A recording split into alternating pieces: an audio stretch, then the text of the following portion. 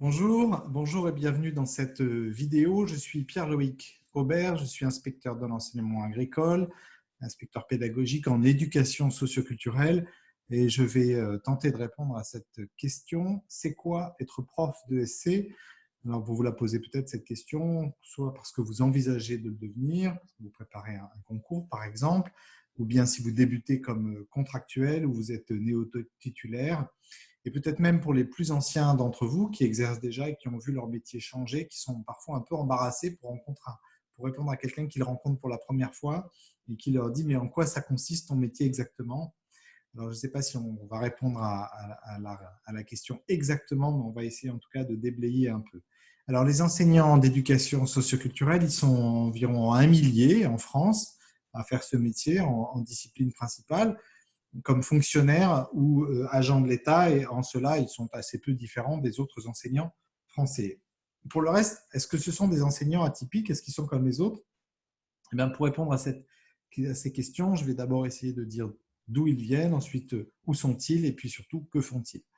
Alors, d'où ils viennent? Eh bien, il n'existe pas de formation spécifique en éducation socioculturelle, et d'ailleurs, les profils des enseignants sont de 3 types. Premier type, des enseignants donc, qui viennent d'une formation de type sciences humaines, au sens des humanités, c'est-à-dire lettres, histoire de l'art. Deuxième type viennent des sciences sociales, donc sociologie, psychologie, géographie, sciences de l'éducation, droit, médias, communication. Et troisième type de profil, de parcours d'origine, des enseignants qui viennent du monde de l'art et de la culture, donc des artistes plasticiens ou des musiciens, souvent diplômés d'ailleurs, ou bien des médiateurs culturels et des acteurs qui viennent donc du milieu associatif. Alors cette diversité, bien sûr, elle est une chance pour le recrutement parce qu'elle assure une base nombreuse pour le concours ou les recrutements comme contractuels. Alors, les parcours croisés sont également nombreux, mais en tout cas, la variété d'origine implique des pratiques différentes et des compétences plus ou moins marquées dans chacun des 3 grands domaines de l'ESC qui seront rappelés dans une autre vidéo. C'est aussi une manière de dire que, finalement, l'éducation socioculturelle est une discipline qui peut être pratiquée de manière assez différente selon d'où on vient et qu'on peut mettre en valeur ces compétences particulières.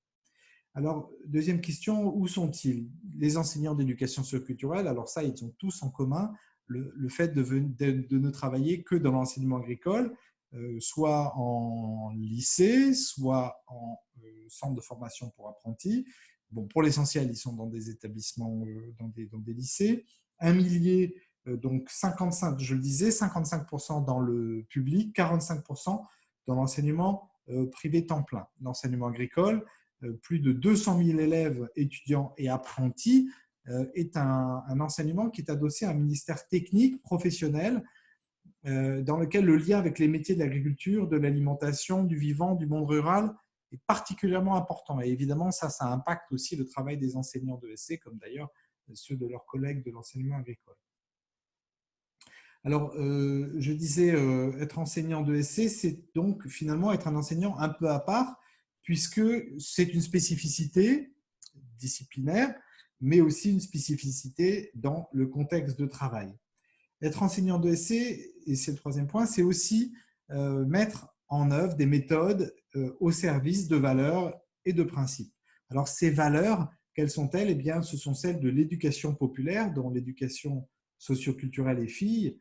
Eh bien, ces valeurs, celles de l'émancipation, de l'ouverture au monde, du développement du lien social, de la compréhension de ce qui nous fait comme individus, ce sont celles qui sont prônées par l'éducation socioculturelle. Et comment ne pas penser ici d'ailleurs à d'autres professeurs d'éducation que sont les professeurs d'éducation physique et sportive. Bien entendu que la finalité en éducation physique et sportive, ça n'est pas la performance, même si elle est la bienvenue éventuellement, c'est avant tout la connaissance de soi, la socialisation, et cela par la pratique. On imaginerait mal un professeur d'EPS au bord de la piscine qui ferait un cours théorique sur la pratique natatoire. Eh bien, c'est la même chose en ESC. Comment imaginer une heure de cours sur les freins à la communication qui se passe au tableau? Les méthodes actives sont donc au fondement de la méthode de l'ESC.